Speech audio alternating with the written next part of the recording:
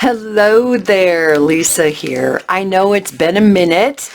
Sometimes life just gets in the way and it just complicates everything in the world. So I do have a pocket to share with you today, and it is really simple, really easy, and again, just using hand-dyed paper that you already have on hand. I know that not everybody has a die cutting machine, and those of us that do may not have a bunch of dies that cut different kinds of pockets.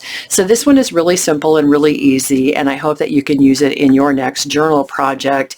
I have a tag here in the top of the pocket. It's got a little scrap banner on it that holds the little flap shut. This is a pocket with a flap. So the flap opens up, and of course you've got writing space or room for photo. There's a little pocket here. I've got a Tim Holtz scrap. It's got a little folded note in it. You could, of course, fill this up with whatever you wanted to put inside that little pocket right there. And then the back is decorated as well. My original intent was to glue this down to a journal page. And then I got busy just pulling out scraps, and literally I pulled out a handful of scraps out of my scrap bin and put them on my table and just started gluing stuff down. And then before I knew it, the back was decorated too. So from here, you could actually, wrap it around a journal page inside of a journal. I think that would be super swell. So let me show you how I did this. 24-pound paper that is a step up from the regular copy paper in the box stores. It's a little more durable for building purposes, which is basically what I do, is building. So we're going to start by cutting this at 5.5 inches. 5.5, and then you'll need your scoreboard.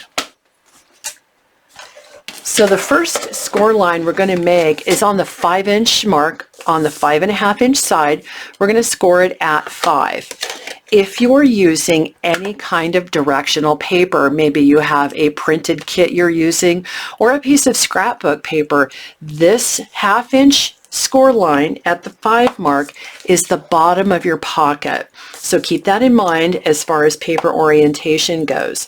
5 inches. We're going to flip it bottom to top and score that again at 5 inches. That's going to give us a really nice crisp score line and make the folds go a little bit easier. Let's give this a turn. So that 1/2-inch score line is at the bottom. And we're going to score it at 1/2 inch, 1/2 inch, 4, and 7.5. 1/2 inch, 4, and 7.5.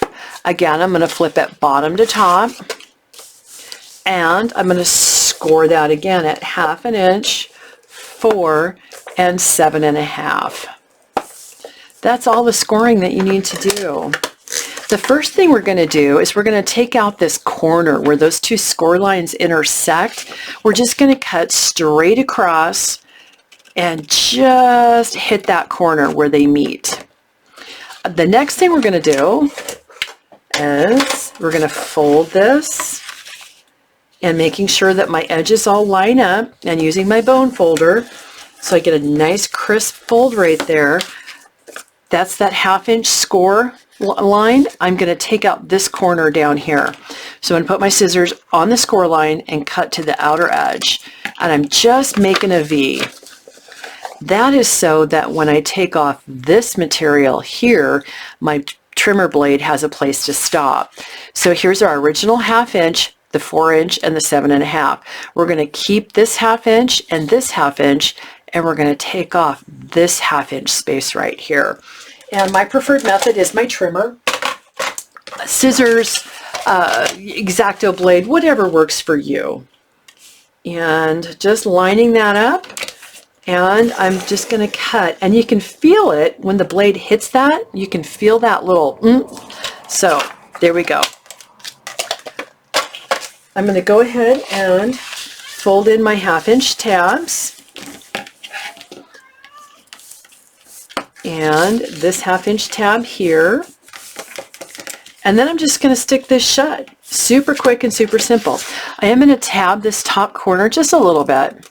You don't have to take off a big chunk right there. So glue here,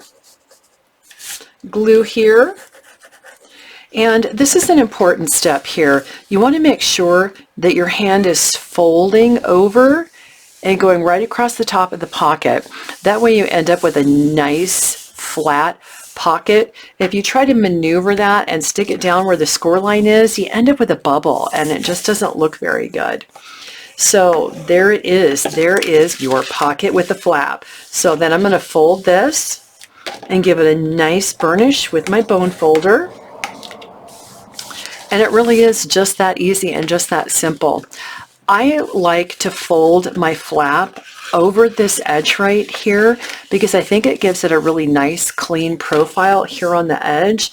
I think it looks better, but you could also do it the other way, whatever works for you. If you want to open it in this direction because that's going to work better, it doesn't really make any difference. So I went ahead and decorated the pocket before I cut my notch here, and that was simply because I was too lazy to work around the thumb notch there. So, and literally I just pulled out some scraps. I really just pulled out some scraps. So there it is. There is the pocket with a flap out of a single sheet of hand-dyed paper.